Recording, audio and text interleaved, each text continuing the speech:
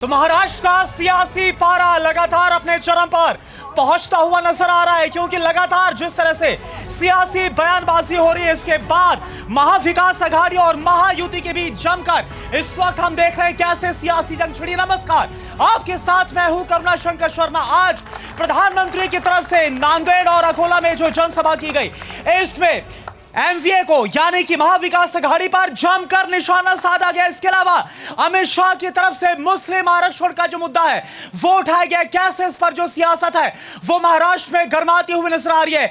मल्लिकार्जुन खड़गे की तरफ से क्या कहा गया है, महाविकास आघाड़ी के गारंटी पर जमकर बवाल है, जमकर इस पर सियासी बयानबाजी हो रही है। और इसके अलावा यहां पर बड़ी संख्या में किसान भी मौजूद हैं, युवा भी मौजूद है, महिलाएं भी मौजूद है।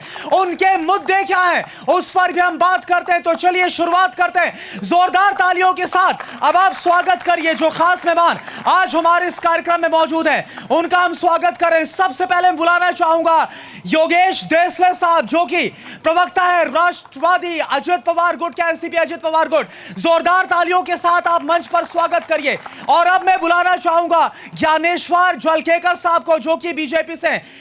मंच पर आप आइए और तालियां कम नहीं यहां पर होनी चाहिए।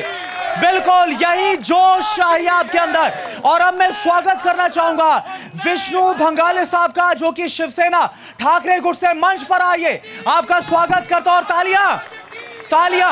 और देखिए अब मैं स्वागत करना चाहूंगा प्रतिभा शिंदे जी का, जो कि कांग्रेस से। मंच पर आप आइए, आपका भी बहुत बहुत स्वागत है हमारे इस कार्यक्रम में। और तालियां, हर तरफ से मुझे तालियों की आवाज सुनाई देनी चाहिए। और साथ ही प्रमोद पाटिल जी, जो कि एनसीपी शरद पवार गुट से, आपका ही बहुत बहुत स्वागत है मंच पर। और यहां पर आप देखिए जोश आपको नजर आ रहा होगा, जोश कितना है। तो आप सबसे मैं बात करूंगा, लेकिन पहले आपको सुना देता हूं और दिखा देता हूं कि आज प्रधानमंत्री की तरफ से, इसके अलावा अमित शाह और मल्लिकार्जुन खड़गे की तरफ से क्या बयान दिए गए, ये मैं आपको सुनाऊं। लेकिन इससे पहले आज के मुद्दे, इस पर सबसे पहले नजर डाल लेते हैं। तो आज का पहला बड़ा मुद्दा, महाराष्ट्र चुनाव में हिंदू मुसलमान आखिर क्यों हो रहा है, इससे किसको फायदा होगा, ध्रुवीकरण का फायदा किसी को मिलेगा क्या। इसके अलावा मुस्लिम आरक्षण की मांग से, क्योंकि जो उलेमा बोर्ड के सदस्य हैं उन्होंने मुलाकात की नाना पटोले से और इसकी मांग रखी गई है और आश्वासन दिया गया है। इस पर बात करेंगे। गारंटी के नाम पर बीजेपी और कांग्रेस में जंग कैसी चल रही है, इस पर भी हम बात करेंगे। क्या बटेंगे तो कटेंगे का मुद्दा महाराष्ट्र में चलेगा और इसका क्या असर होगा, इस पर हम चर्चा करेंगे। जलगांव के किसानों का दर्द कौन दूर करेगा, यह बड़ा सवाल है। बड़ी संख्या में यहां पर किसान भी मौजूद है, उनसे चर्चा करेंगे। लेकिन जैसा मैंने आपको बताया कि शुरुआत करते हैं और सबसे पहले आपको दिखाते हैं कि आज प्रधानमंत्री नरेंद्र मोदी की तरफ से अमित शाह और मल्लिकार्जुन खड़गे की तरफ से क्या कहा गया। आप देखिए पहले बयान। जहां कांग्रेस सरकार बन जाती है वो राज्य कांग्रेस के शाही परिवार का एटीएम बन जाता है।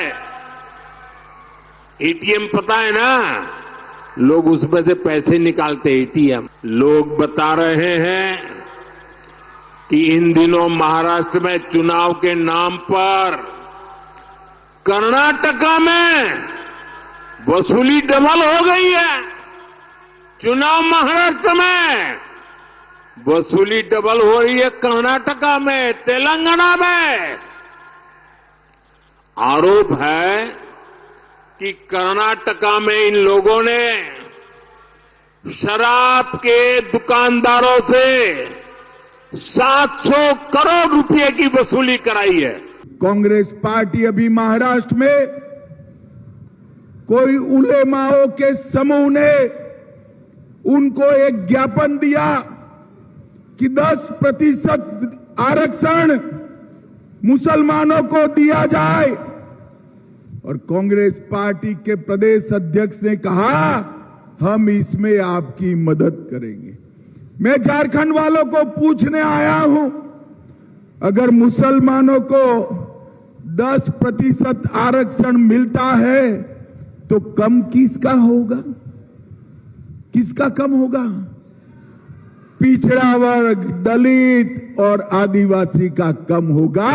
एक कांग्रेस पार्टी पिछड़ा वर्ग, दलित और आदिवासी का आरक्षण काटकर मुसलमानों को आरक्षण देना चाहती हैं। मारने वाले भी आप, बांटने वाले भी आप, और दोष दूसरों पे देते हो।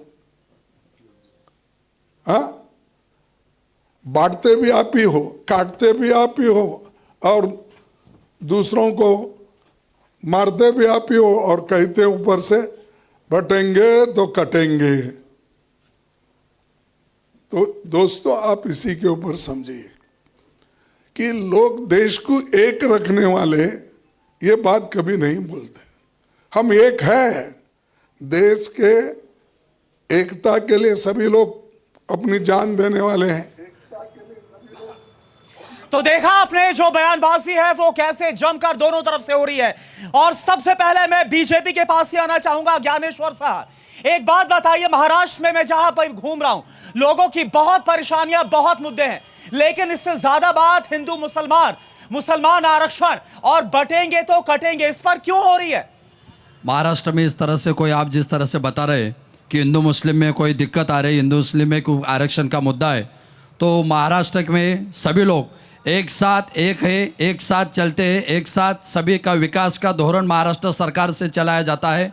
अगर जिस तरह से हमारे केंद्रीय गृह मंत्री अमित शाह जी ने बताया कि 10% आरक्षण अगर मुस्लिम भाइयों को मिलता है तो भारतीय जनता पार्टी महायुति का जो निकासन है वो हमारा राजनीतिक फायदा लेने के लिए आरक्षण की बात नहीं करते। अगर किसी समाज का फायदा होता है, विकास होता है, तो इसके लिए आरक्षण में बैठते हैं, तो इसके लिए हम तैयार हैं। जवाब दीजिए, आप चुनाव में फायदा लेने के लिए ये वादे कर रहे हैं क्या? ये चुनाव में फायदा लेने के लिए वादे कर रहे हैं, झूठे वादे हैं। आज तक इन्होंने भारतवर्ष में जितने अगर ये वादा झूठा है तो ये बताए कि मुस्लिमों को आरक्षण मिलना नहीं चाहिए। झूठे बोलना, अगर ये वादा झूठा है तो ये बताए कि मुस्लिम को आरक्षण मिलना नहीं चाहिए। क्या हमारे दोस्त विष्णु भंगारे का कहना है कि मुस्लिम भाई को आरक्षण नहीं मिलना चाहिए? एक मुस्लिम उम्मीदवार, अगर इनका कहना है मुस्लिमों को आरक्षण नहीं मिलना चाहिए तो स्टेज पे बता दे। सुन लीजिए, बीजेपी से मेरी रिक्वेस्ट है, सुन लेते हैं। महाराष्ट्र में एक उम्मीदवार बीजेपी ने मुस्लिम उम्मीदवार दिया है क्या?